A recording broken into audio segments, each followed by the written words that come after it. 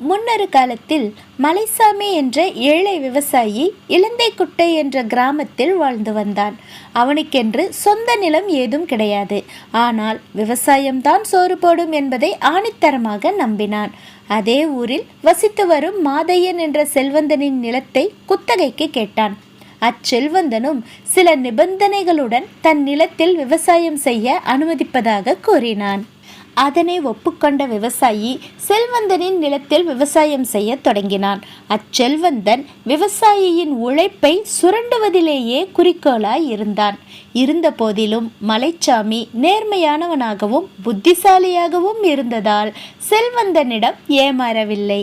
அப்படியாக ஒருமுறை செல்வந்தன் விவசாயியிடம் குத்தகைக்கு ஈடாக மண்ணுக்கு மேலே விளைபவை எனக்கு, மண்ணுக்கு கீழே விளைபவை உனக்கு என்று கட்டளையிட்டான். புத்தி கூர்மையுடன் விவசாயி நிலக்கடலை பயிரிட்டதால் விவசாயிக்கே லாபம் கிட்டியது.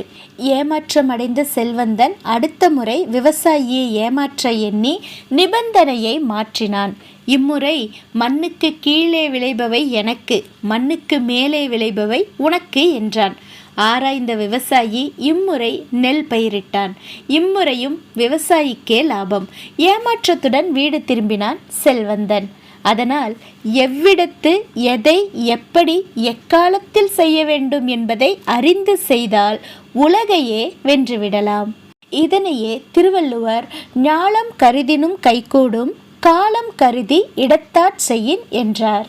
ஆக செயலை முடிப்பதற்கு ஏற்ற காலத்தை அறிந்து இடத்தோடு பொருந்துமாறு செய்தால் உலகமே வேண்டும் என கருதினாலும் அது கைகூடி விடும்.